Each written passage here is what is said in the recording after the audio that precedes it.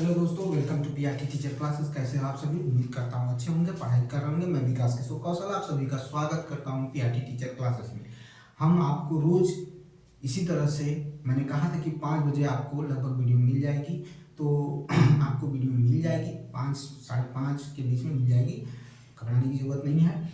बाकी आपको जो भी क्वेश्चन कराने चल रहे हैं, ये पिछले चैप्टर परमाणु तथा अणु यानी मेटा मॉलिक्यूल्स से है, और परमाणु की संरचना यानी स्ट्रक्चर ऑफ एटम से क्वेश्चन है। और ये प्रीवियस ईयर क्वेश्चन जो एएलपी में, एनटीपीसी में, आरआरबी में आए हुए क्वेश्चन है। ठीक है, सारे क्वेश्चन हम कराएंगे, साथ में जो भी चीज़ें हम पढ़े उनको रिवाइज करने की कोशिश करेंगे। ठीक है, इसी तरह से हम चलते रहेंगे। और आप देख रहे हैं कि क्लास 9 का जो चैप्टर है, इस समय हमारा चैप्टर जो है वो आपका the fundamental of units, the fundamental unit of life चल रहा है। ठीक है, तो जीवन की मौलिक इकाई जो है वो चल रहा है। ठीक है, चैप्टर 5 है, और इसके बाद हम लोग आगे भी चलते रहेंगे। इसी तरह से आपका चैप्टर चलता रहेगा। किसी भी चीज़ को शुरू करिए, धीरे धीरे खत्म करिए, उसके बाद लास्ट में उसमें का रिवाइज करिए, और कराएंगे हम, उसके लिए मत घबराइएगा, वो कराएंगे। लेकिन हमारा काम है कि पहले चीज़ों को पढ़ा जाए, फिर उसके बाद उस पर एक तरीका होता है, पार्ट वाइज पढ़ेंगे। देखिए, जीवन एक आईना है। ठीक है, उसमें जो आप देखना चाहते हैं वही दिखाई देता है। ठीक है, इसका मतलब समझिएगा, अगर आपकी सोच सकारात्मक है तो आप सकारात्मक की तरफ चलेंगे, आपकी सोच अगर निगेटिव है तो आप नकारात्मक की तरफ चलेंगे। ठीक है, और ये मस्तिष्क का खेल है, मन का खेल है। आप जिधर मन लगाएंगे उधर आपका मन लगेगा। अगर आपका मन गलत की तरफ लग रहा है तो आप गलत की तरफ जाएंगे। अगर आपका मन लगा और आपने उस पर आपने सहयोग कर दिया तो वो चीज़ें बिगड़ जाएंगी। लेकिन अगर आप सकारात्मक चल रहे हैं तो आपको जीवन में लक्ष्य आज नहीं कल मिल जाएगा। ठीक है, उसी चीज़ को लेकर चलते हुए चलेंगे। देखिए, पहला क्वेश्चन है कि एक संयोजकता वाले तत्व होते हैं। हमने इस पर भी चर्चा कर रखी है। ठीक है, हमने बताया है आपको, ऐसा नहीं है। जब आप क्वेश्चन देख रहे हैं ना, इसलिए क्वेश्चन 2018 में पूछा गया है सेकेंड शिफ्ट में, लेकिन आपको हमने ये पढ़ाया है। ठीक है, आप प्रीवियस जो पिछला वीडियो है उसमें देखिए, आपको मिलेगा।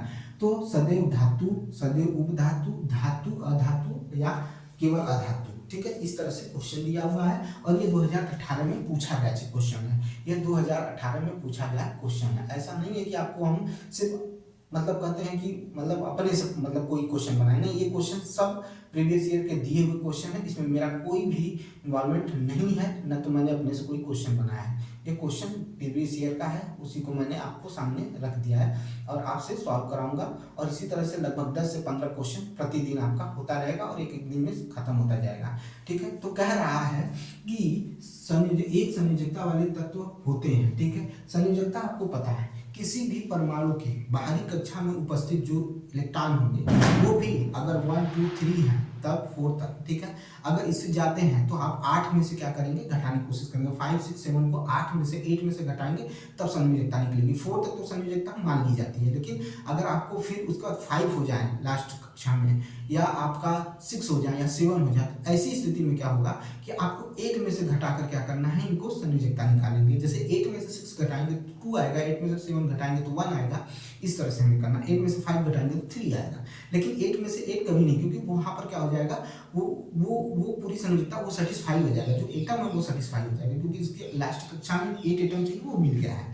तो इस वजह से याद रखिएगा, ऐसी स्थिति में क्या होगा, सदैव धातु होगा। क्या होगा, सदैव धातु होगा, ये आप याद रखिएगा। ठीक है, इसकी संयोजकता केवल 1 होगी, वो क्या होगा, सदैव एक धातु होगा। क्या ये सही है भाई? जो हम लगाए हैं वो सही है? सोचिए जरा, सोचिए जरा, ये कि क्या यह सही है? ये क्लियर है आपको? और किस तरह से ये सही है? अगर सही है तो किस कारण से सही है, इसका भी जवाब मिलना चाहिए भाई। हम पढ़ रहे हैं तो चीज़ों को सीख रहे हैं, तो सीख रहे हैं तो उसका सही जवाब भी आना चाहिए कि क्यों इसकी संयोजकता, जिसकी धातु है तो उसकी संयोजकता केवल 1 होगी। ठीक है, या संयोजकता, किसकी संयोजकता 1 होती है, यह किस तरह से हम इसको प्रमाणित करेंगे, किस तरह से इसको समझें। क्योंकि हमने तो कह दिया, तो अगर आप हम कह दे रहे हैं तो क्या वो सही हो जाएगा? नहीं, हम उसको प्रमाणित भी करेंगे। हम उसको सीखने आए हैं, हम सीखेंगे कि कैसे इसकी संयोजकता 1 हो सकती है। इसको भी हमें सीखना है, हमें पकड़ना है कि कैसे हम कर रहे हैं। ठीक है, तो बताइए भाई। ठीक है, समझने की कोशिश करिए और बताइए, बताइए भाई, किस तरह से इसको प्रमाणित करेंगे कि सदैव धातु की होती है, किसकी तरह से प्रमाणित करेंगे। देखिए, प्रमाणित करने के लिए आपको एक एग्जांपल लेके दिखाता हूँ, और उस तरह से बताइएगा हम क्यों ये क्यों लगा है। क्योंकि जब मैंने ये क्वेश्चन को पूछा कई लोगों से, तो उन्होंने हम पता नहीं क्यों बार बार खाली एक ले रहे थे, और वो भी केवल धातु के लिए ले रहे थे सदैव। इसी वजह से मैंने भी इसको कहा एक ले रहे हैं, लेकिन हम उसको कैसे करेंगे, आप एक एग्जाम्पल बहुत आसानी से जानते हैं, ये वाला, ठीक है। इसका परमाणु क्रमांक 11, इसका 17 है, ठीक है। आप देखिएगा इसको पूरा करने के लिए, देखिए 2, फिर उसके बाद 8, फिर 7, इसका करेंगे तो 2, फिर 8 और 1 हो गया। तो यहाँ पर हमें क्या है, एक इलेक्ट्रॉन देंगे यहाँ पर, तब जाकर इसकी संयोजकता, तो इसका मतलब समझिए कि यहाँ पर भी हमें एक ही चाहिए, एक चाहिए, तो इसकी संयोजकता 1 है। मैंने कहा कि 8 में से क्या करेंगे, 7 को घटा देंगे तो 1 हमारा मिल जाएगा। यहाँ पर 1 है, ठीक है, यहाँ पर बाहरी कक्षा में 1 है, यहाँ बाहरी कक्षा में 7 है, तो इसकी संयोजकता 1 होगी, और यहाँ पर भी 1 होगी। यानी इसका मतलब ये निकल के आया कि ये तो धातु है और ये अधातु है। यानी हम ये कह सकते हैं कि ये जो लगाया गया है गलत है, और धातु या अधातु दोनों हो सकता है, ठीक है, जिसकी संयोजकता 1 हो सकती है, ठीक है। देखिए कोई भी चीज़ मैंने कई लोगों से पूछा और अचानक से पूछा, उनके सामने झटके से क्वेश्चन रखा कि देखिए क्या जवाब देते हैं, वो हमेशा बार बार यही कर रहे थे, धातु, ठीक है। इसी वजह से मैंने कहा कि पहले आपको टिक लगाते हैं और दिखाते हैं कि क्या चीज़ें हैं, ठीक है। और याद रखिएगा एक क्वेश्चन और हमने आपसे पूछा था कि आपका था कि ओजोन के अणु में कितने परमाणु होते हैं, तो इससे रिलेटेड एक क्वेश्चन और आया था, और ये सब एग्जाम में आए क्वेश्चन है। जैसे हाइड्रोजन में पूछा गया था कि हाइड्रोजन के एक अणु में कितने परमाणु होते हैं, तो वहां पर 2 होते थे, यहाँ पर 2, 3, 0, 1, तो यहाँ पर क्या हो जाएंगे, 3 हो जाएंगे। क्यों, O3, याद रखिएगा क्या लिखते हैं, O3 लिखते हैं, ठीक है। याद रखिएगा कितने होते हैं, तो 3 होते हैं। कितने होते हैं, 3 होते हैं। निम्नलिखित में से एक आयनिक यौगिक का अणु नहीं है, एक आयनिक यौगिक का अणु नहीं, जैसे पानी में घुलनशील और पेट्रोल में घुलनशील, ठीक है, ये कम गलनांक और क्वथनांक, ठीक है, ठोस और मजबूत, उच्च गलनांक, क्वथनांक। कह रहा है निम्नलिखित में से एक आयनिक यौगिक का गुण, आयनिक यौगिक का गुण नहीं है, आयनिक यौगिक का गुण नहीं है। समझने की कोशिश करिएगा कि इनमें से एक आयनिक यौगिक का गुण नहीं है, ठीक है। तो याद रखिएगा आयनिक यौगिक जो होते हैं उनके गलनांक जो होते हैं वो कम नहीं होते हैं, ठीक है। ये जो चीजें दी हुई है, या तो यहाँ ये गलत है या तो यहाँ ये गलत है, तो हमारा ये वाला ऑप्शन गलत है, ये वाला ऑप्शन, ये वाला ऑप्शन, ये वाला सही है, ठीक है। याद रखिएगा आयनिक यौगिक के बीच का आकर्षण बहुत मजबूत होता है, इस वजह से वो क्या होते हैं, ठोस होते हैं, मजबूत होते हैं, याद रखिएगा। उसके बाद पानी में घुलनशील और पेट्रोल में घुलनशील, ठीक है, याद रखिएगा। ये सारी चीजें आपको याद रखनी है, ठीक है। ठोस और मजबूत होते हैं, उच्च गलनांक और उच्च क्वथनांक, ठीक है, गलनांक कम नहीं होता उनका, याद रखिएगा। इस चीज को याद रखिएगा, दिमाग में रखने की कोशिश करिएगा। ये चीजें समझ में आ गई तो आगे की तरफ क्वेश्चन पे चलते हैं। चलिए नेक्स्ट क्वेश्चन पे चलते हैं। चलिए देखिए, 2 या 2 से अधिक तत्व, ठीक है, तत्व के योग से बनता है संयोजकता, अणु, यौगिक या मूलक। हमने आपको किसी भी द्रव्य के बारे में जब पढ़ाया था, पदार्थ के बारे में पढ़ाया था, तो उसका रासायनिक भौतिक विभाजन, फिर भौतिक में कितने विभाजन, फिर रासायनिक में कितने विभाजन, फिर रासायनिक के अंदर जो जो विभाजन हुए हैं उसके कितने विभाजन हैं, सारी चीज़ें हमने बता रखी है शुरू में ही। आप उसको जरूर देखिएगा वीडियो को, ठीक है। आप जिस तरह से वीडियो को, मतलब मैं डिजिटल बोर्ड यूज नहीं करता हूँ तो आप इतने हल्के में लेते हो, आप जरा देखिए, ठीक है, कि उसमें कितनी मेहनत की गई है। आप पढ़िए, आपके लिए बनाया जाता है, अगर आप उस पर ध्यान नहीं देते तो आपकी मर्जी है। मैंने कहा कि मैं 10 से 15 क्वेश्चन प्रतिदिन अब कराऊंगा आपको, 15 मिनट निकाल के देखने में क्या जाता है, वो क्वेश्चन आपके लिए, ये क्वेश्चन पूछा हुआ है, ये क्वेश्चन पूछा हुआ है, ऐसे हल्के में नहीं करा रहा हूँ कि मैं उठा के करा दिया। मेरा दायित्व था कि एक तरफ से जितने भी प्रीवियस क्वेश्चन है सब करा देना। अब उसमें से क्या फंसेगा वो आप पर है, लेकिन फंसेगा जरूर, कंफर्म है, उससे रिलेटेड क्वेश्चन आएंगे। तो इसमें याद रखिएगा क्या बनेगा, तो यौगिक बनेंगे। क्या बनेंगे, यौगिक बनेंगे। निम्न में से कौन सा तत्व धातु है, हमें दिख सामने ही रहा है, लेकिन हम इसको बताएंगे, बताने की कोशिश करेंगे कैसे करना है। देखिए कार्बन जो है वो तो क्या है, अधातु है, इसका परमाणु क्रमांक कितना होता है, 6 होता है, ठीक है। पहली कक्षा में 2, दूसरी कक्षा में 4, इसकी संयोजकता 4 हो गई, ले या दे, ठीक है, ये चीज हो गया। फिर उसके बाद आता है आपका आयरन, ठीक है। आयरन को देख लीजिए, आयरन को आप देखते ही पकड़ लेंगे कि आयरन क्या है, ठीक है, समझ रहे आएंगे खुद ही, ठीक है, इसमें हमें बताने की जरूरत नहीं है। आयरन पे चर्चा करने से पहले हम किस पे चर्चा कर लेते हैं, पहले हम चर्चा कर लेते हैं आगे की तरफ, जैसे बोरान के बारे में चर्चा करें। बोरान की संयोजकता कितनी होती है, तो बोरान की संयोजकता, जब इसकी संयोजकता 6 है तो बोरान की कितनी, 5 है। संयोजकता नहीं, परमाणु क्रमांक, संयोजकता क्या है अभी बताएंगे, परमाणु क्रमांक कितना है, 5 है। तो 2 पहली कक्षा में हो गया, तीन क्या हो जाएगा अगली कक्षा में। तो इसकी संयोजकता कितनी हो गई, 3 हो गई। ये भी क्या है, अधातु है, ये भी अधातु है। सिलिकॉन आ जाइए, सिलिकॉन की संयोजकता कितनी होगी। पहली बात तो सिलिकॉन का परमाणु क्रमांक कितना होता है, 14 होता है। इसकी संयोजकता कितनी होती है, 4। क्यों, क्योंकि 2 फिर 8 फिर 4 होता है, ठीक है। तो इसकी भी संयोजकता कितनी हो जाएगी, 4 हो जाएगी, ठीक है। तो ये चीजें देखने को मिली। तो हमें अब समझ में आ गया कि हमारा क्या कह रहा है, जो आयरन है, ठीक है, जो आयरन है, ठीक है, आयरन जो है, आयरन का जो एटॉमिक नंबर है वो कितना है।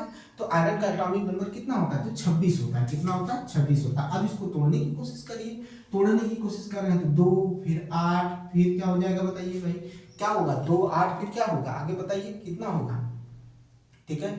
बताइए भाई कॉन्फ़िगरेशन, इलेक्ट्रॉनिक कॉन्फ़िगरेशन क्या होगा, बताइए। अगर हम बात करें तो इसी तरह से इसको बांटे तो कितना होना चाहिए, सोचिए इसकी संयोजकता कितनी होगी, किस तरह से ये काम करेगा, ठीक है। बताइए भाई इसकी संयोजकता कितनी होगी, इसकी संयोजकता कितनी होगी, ठीक है, बताइए इसकी संयोजकता कितनी होगी, ठीक है, बताइए भाई।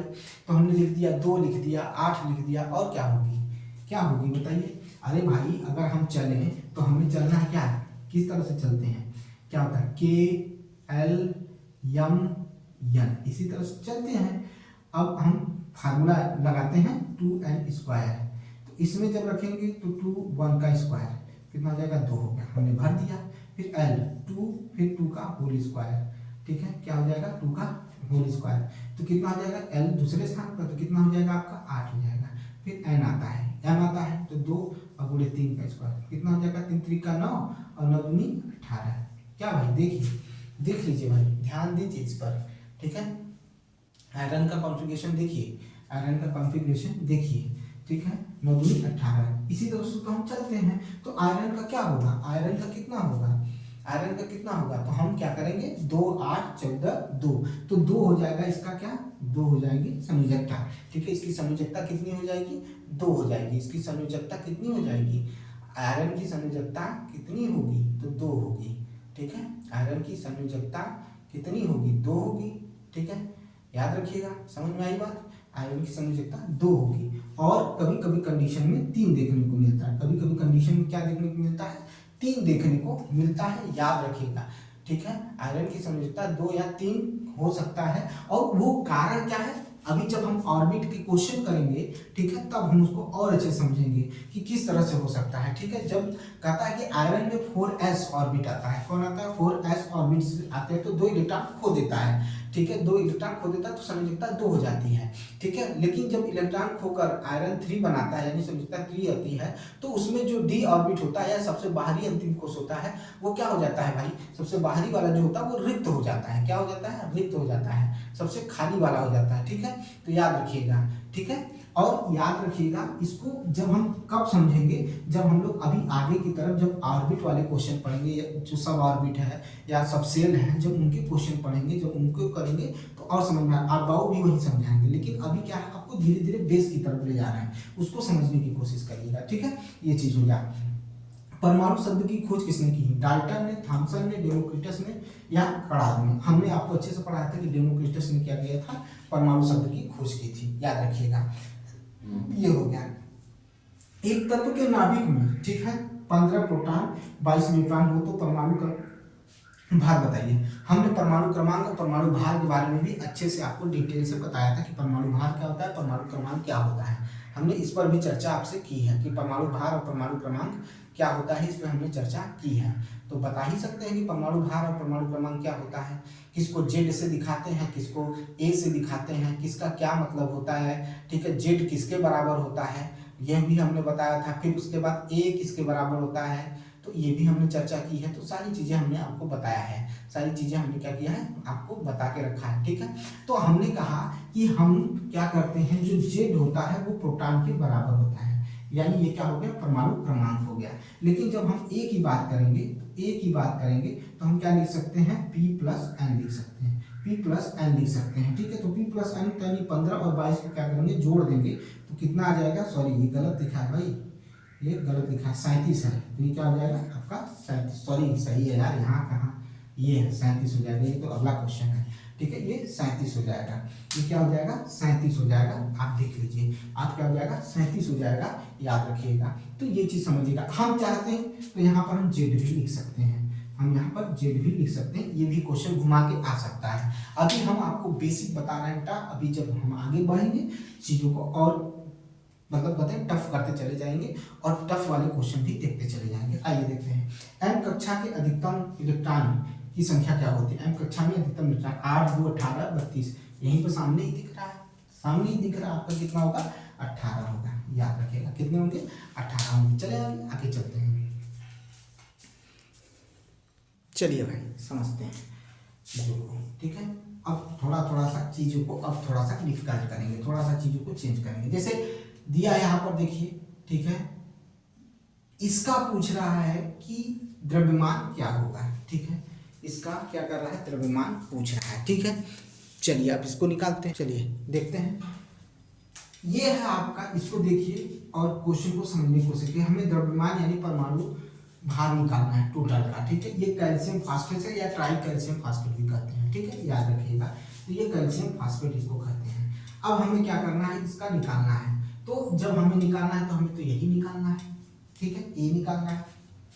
तो कैल्शियम का परमाणु भार कितना होता है, तो कैल्शियम का परमाणु भार कितना होता है, तो 40 होता है। कितना होता है, 40। और कितने हैं, कितने हैं, तो 3 है प्लस। उसके बाद क्या है आपका, उसके बाद क्या देखिए, उसके बाद आपको क्या देखने को मिला, तो आपको फास्फोरस देखने को मिला है, ठीक है। तो इसके कितने होते हैं, तो इसके होते हैं आपके 31 होते हैं। फिर क्या है, ऑक्सीजन है, ऑक्सीजन 16 गुणे 4, ठीक है। उसके बाद क्या है भाई, 2 क्या है, टोटल का क्या है, मल्टीप्लाई है, टोटल का क्या है, मल्टीप्लाई है। तो हम करेंगे मल्टीप्लाई को, हमें करना है भाई, हमें सॉल्व करना है चीजों को, ठीक है। तो ये देखकर निकल गया। अब इसे क्या कहेंगे, 120, और ये कितना हो जाएगा, तो ये हो जाएगा आपका 16 चौका 64 और ये 5, ठीक है, और कितना हो गया, 36 9, यही हो गया 95। क्या हो गया, 95 हो गया, 95 हो गया, और गुणे कितना हो जाएगा, मल्टीप्लाई क्या हो जाएगा, 2 हो जाएगा। तो 120 प्लस 2 5 10 को शून्य हासिल लगा 1 2 9 18 1 19, ठीक है, ये हो गया। ये चीज देख रहे हैं, ये चीजें निकल के आ रही हैं, और इनको जब जोड़ेंगे तो टोटल क्या हो जाएगा, 0 9 1 9 1 9 2 11 है, ठीक है, और ये हो जाएगा 310, ये निकल कर आ गया, ठीक है। ऐसे चीजों को क्या करना है, तो इसका कितना निकल कर आ गया, 310। क्वेश्चन में दे देगा, आपको उठाकर करना पड़ेगा, चीजों को समझनी है, चीजों को करना है, तो आपको करना है, ठीक है। अब देखिए आगे चलते हैं। जल का कह रहा है कि इलेक्ट्रॉनिक मतलब इलेक्ट्रॉन की संख्या बताइए, जल के इलेक्ट्रॉन की संख्या बताइए, और इसका क्या करिए, द्रव्यमान बताइए। इसको भी देख लेते हैं, क्वेश्चन नंबर 10 देखिए क्या कह रहा है। तो ये जल है, H2O है, ठीक है, H2O। इसमें इलेक्ट्रॉन की संख्या बतानी है, कितनी बतानी है, इलेक्ट्रॉन की संख्या बतानी है। तो हमें पता है कि इसमें तो 8 है, ठीक है, इलेक्ट्रॉन। इसमें कितने हैं, 2 है, तो कितना हो गया, 10 हो गए, यही तो होंगे, साफ साफ है, सिंपल है। अगर हम इसका परमाणु भार निकालें तो हाइड्रोजन का क्या होगा, 2 और गुणे 1 हो जाएगा, और ये कितना हो जाएगा, 16, तो कितना हो जाएगा, ये हो जाएगा, तो ये हो जाएगा 18, ये भी निकल गया, ये भी चीजें निकल गई, देख लीजिए, ठीक है, ये चीजें हो गई। अब आइए चलते हैं, ये यूरिया है आपका, ये क्या है, यूरिया है। इसका भी निकालना है, तो इसका होमवर्क है, आप निकालिएगा, आप कमेंट करिएगा, जरूर करिएगा कमेंट, ठीक है। आपसे रिक्वेस्ट है कि कमेंट करिएगा, ठीक है। चलिए आगे चलते हैं। अब आगे चलेंगे, जो इम्पोर्टेंट जहां से क्वेश्चन आए हैं, ये तो मैंने जो ये है, ये अपने से दिया था, ये दिया होगा, ये क्वेश्चन आया होगा, इस वजह से पूछा है। ये अब हम कराने चलेंगे। जैसे आपका ये हो गया, भारी जल हो गया, ठीक है, और उसी का रूप यहाँ पर भी देखने को मिलेगा, ठीक है। तो चलिए करते हैं, ठीक है, चलिए करते हैं। ये एक निकालेंगे तो दोनों निकल जाएगा। क्वेश्चन नंबर 12 है, ठीक है, D2O, ठीक है, D2O, ठीक है। यही हमें क्या करना है, ठीक है, यही हमको करना है, ठीक है, क्लियर, ठीक है। इसी को भारी जल भी कहते हैं, इसी को क्या कहते हैं, भारी जल भी कहते हैं, ठीक है, याद रखिएगा। समझ में आई बात, तो चलिए करते हैं, समझते हैं चीजों को और करने की कोशिश करते हैं, ठीक है, करने की कोशिश करते हैं, समझिएगा चीजों को। देखिए भाई क्या है इसमें, तो अगर हम इसको करें D2O करेंगे तो क्या होगा, ठीक है। तो इसमें इलेक्ट्रॉन की संख्या कितनी होगी, इलेक्ट्रॉन की संख्या कितनी होगी, तो इलेक्ट्रॉन की संख्या वही होगी, क्योंकि यहाँ पर जो लिखा है ये समझ लीजिए क्या है, हाइड्रोजन है, और ये लिखा है, तो इसमें भी कितनी हो जाएगी, तो इलेक्ट्रॉन की संख्या कितनी हो जाएगी, तो वो हो जाएगी 10, जो हमने निकाला, हमने कहा कि आपने किया है, ठीक है, याद रखिएगा आपने किया है, ठीक है, उसमें कोई गुरेज नहीं है, कुछ सोचना नहीं है, ठीक है, आपने किया है, ठीक है, आपने किया, ड्यूटेरियम किया है। अरे भाई अगर हम लिखें तो हम इसको सिर्फ ये लिख सकते हैं, ये लिख सकते हैं, ठीक है, जहां पर ऑक्सीजन जुड़ गया तो ये भारी जल हो गया, ठीक है, ये पहले क्या था, भारी हाइड्रोजन था, लेकिन अब क्या हो गया, भारी जल हो गया, जैसे हमने उसमें ऑक्सीजन को जोड़ दिया। अब इसमें इलेक्ट्रॉन की संख्या तो निकल गई 10, लेकिन इसमें परमाणु की संख्या कितनी होगी, तो कितनी होगी परमाणुओं की संख्या, वो देख लीजिए, परमाणुओं की संख्या हमें देखनी है, देख लेते हैं। तो आप याद रखिएगा चीजें क्या होती हैं, जैसे हमने किया हाइड्रोजन था तो उसमें क्या किया था, तो एक के साथ मतलब एक था तो उसमें 2 किया था। यहाँ पर क्या है, आपको देखिए 2 दिख रहा है, तो 2 × 2 प्लस क्या हो जाएगा, 16 हो जाएगा, इसका क्या हो जाएगा, 20 हो जाएगा। कितना हो जाएगा, 20 हो जाएगा, याद रखिएगा कितना होगा, 20 होगा। क्या होगा, परमाणु भार क्या हो जाएगा आपका, 20 हो जाएगा। जल और इसमें दोनों में यही अंतर है, याद रखिएगा। जल का परमाणु भार जो होगा, जल का द्रव्यमान जो होगा वो 18 होगा, जबकि D2O का जल द्रव्यमान क्या होगा, 20 होगा। याद रखिएगा, भूलने वाली चीज नहीं है बेटा, भूलिएगा नहीं, ठीक है, भूलिएगा नहीं। अब देखिए भाई क्या पूछ रहा है, यहाँ पर पूछ रहा है कि इसमें इलेक्ट्रॉन की संख्या, न्यूट्रॉन की संख्या और फिर उसके बाद भार पूछ रहा है, किसमें पूछ रहा है, हाइड्रोजन में, ठीक है, हाइड्रोजन में। तो इलेक्ट्रॉन की संख्या भी 1, ठीक है, इलेक्ट्रॉन की संख्या भी 1 इसमें, ठीक है, फिर उसके बाद प्रोटॉन की भी संख्या 1, ठीक है, प्रोटॉन की भी संख्या 1 होगी, ठीक है, इसमें प्रोटॉन की भी संख्या 1 होगी, लेकिन न्यूट्रॉन की संख्या 0 हो जाएगी, न्यूट्रॉन की संख्या क्या हो जाएगी, 0 हो जाएगी।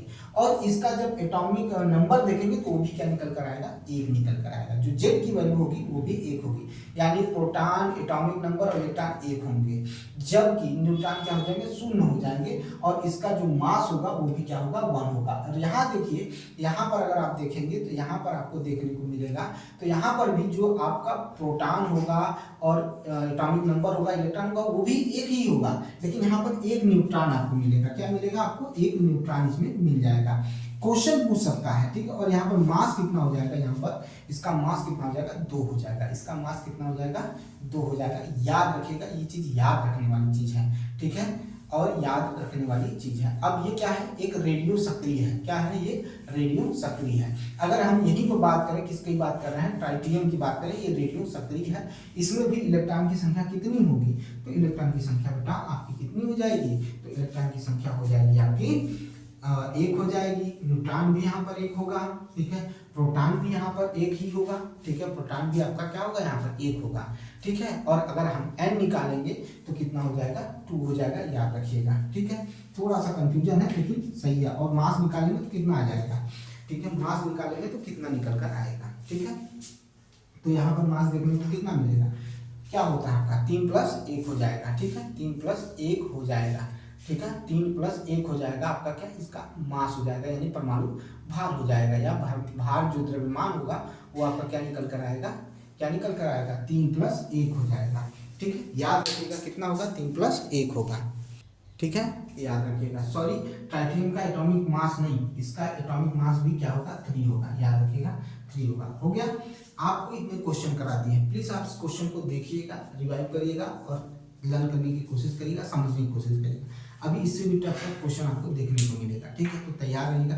मिलते हैं नेक्स्ट वीडियो में, बहुत बहुत धन्यवाद। शेयर करिए, लाइक करिए और सब्सक्राइब करिए मेरे चैनल को। मिलते हैं नेक्स्ट वीडियो में, धन्यवाद।